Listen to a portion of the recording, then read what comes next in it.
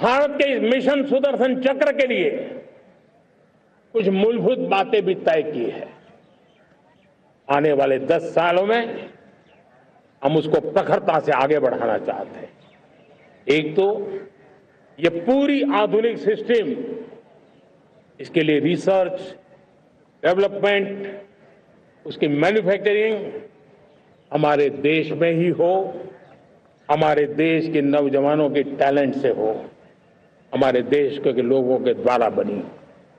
दूसरा, एक ऐसी व्यवस्था होगी जो वॉरफेयर के हिसाब से भविष्य में क्या क्या संभावनाएं हैं उसका हिसाब किताब लगा करके +1 की स्ट्रेटेजी वर्कआउट करेगी। और तीसरा, सुदर्शन चक्र की एक ताकत थी, वो बहुत ही प्रिसाइज, जहां जाना था वहीं जाता था और वापस श्री कृष्ण के पास लौट के आता था। हम इस सुदर्शन चक्र के द्वारा भी टारगेटेड प्रिसाइज एक्शन के लिए भी व्यवस्था को विकसित करने की दिशा में आगे बढ़ेंगे। और इसलिए युद्ध के बदलते तौर तरीकों में राष्ट्र की सुरक्षा, नागरिकों की सुरक्षा के लिए मैं बड़े प्रतिबद्धता के साथ इस कार्य को आगे बढ़ाने के लिए वचन देता हूं। मेरे प्यारे देशवासियों, जब हम लोकतंत्र की बात करते हैं, स्वतंत्र भारत की बात करते हैं, तब हमारा संविधान हमारे लिए सर्वोच्च दीप स्तंभ होता है, हमारा प्रेरणा का केंद्र होता है। लेकिन आज से 50 साल पहले भारत के संविधान का गला घोंट दिया गया था, भारत के संविधान के पीठ पे छुरा भोंक दिया गया था, देश को जेल खाना बना दिया गया था, आपातकाल लगा दिया गया था, इमरजेंसी थोप दी गई थी। इमरजेंसी के 50 साल हो रहे हैं। देश की किसी भी पीढ़ी ने संविधान की हत्या के इस पाप को कभी भूलना नहीं चाहिए। संविधान की हत्या करने वाले पापियों को नहीं भूलना चाहिए।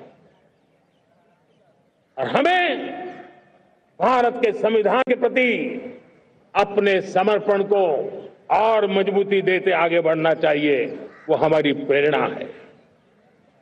मेरे प्यारे देशवासियों, मैंने इसी लाल किले से पंच प्रण की बात कही थी। आज लाल किले से फिर से एक बार मेरे देशवासियों का पुनः स्मरण जरूर करना चाहता हूं। विकसित भारत बनाने के लिए न हम रुकेंगे, न हम झुकेंगे। हम परिश्रम की पराकाष्ठा करते रहेंगे और अपनी आंखों के सामने 2047 में विकसित भारत बना करके रहेंगे। मेरे प्यारे देशवासियों, हमारा दूसरा प्रण है कि हम हमारे जीवन में, हमारी व्यवस्थाओं में, हमारे नियम, कानून, परंपराओं में गुलामी का एक भी कण अब बचने नहीं देंगे।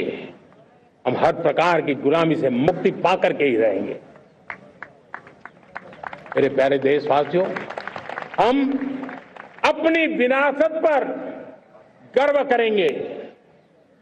हमारी पहचान का सबसे बड़ा आभूषण, सबसे बड़ा गहना, सबसे बड़ा मुकुटमणि हमारी विरासत है। हम विरासत का गर्व करेंगे।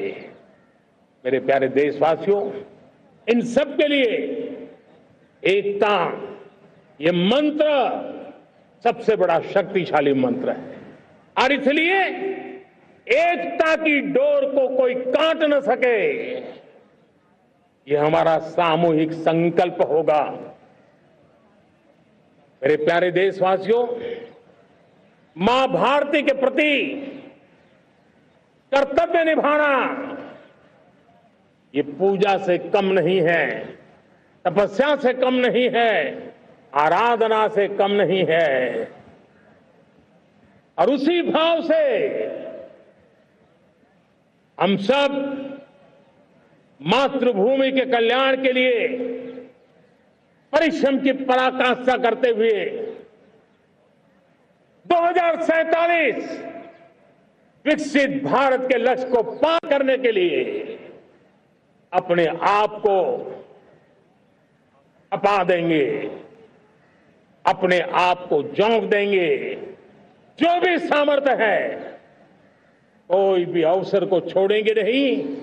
इतना ही नहीं, नए अवसरों को निर्माण करेंगे और निर्मित करने के बाद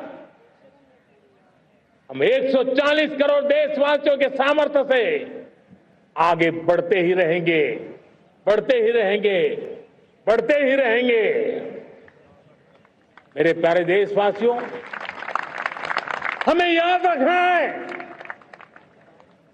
140 करोड़ देशवासियों को याद रखना है, परिश्रम में जो तपा है, परिश्रम में जो तपा है, उसने ही तो इतिहास रचा है।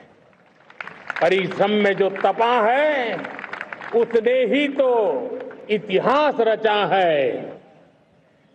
जिसने फौलादी चट्टानों को तोड़ा है, जिसने फौलादी चट्टानों को तोड़ा है, उसने ही समय को मोड़ा है। जिसने फौलादी चट्टानों को तोड़ा है, उसने ही समय को मोड़ा है। और समय को मोड़ देने का भी, समय को मोड़ देने का भी यही समय है, सही समय है। मेरे प्यारे देशवासियों, एक बार फिर आप सबको आजादी के इस महान पर्व की अनेक अनेक शुभकामनाएं देता हूं, बहुत बहुत बधाई देता हूं। मेरे साथ बोलेंगे, जय हिंद, जय हिंद, जय हिंद। भारत माता की, भारत माता की, भारत माता की। वंदे वंदे वंदे। बहुत बहुत धन्यवाद।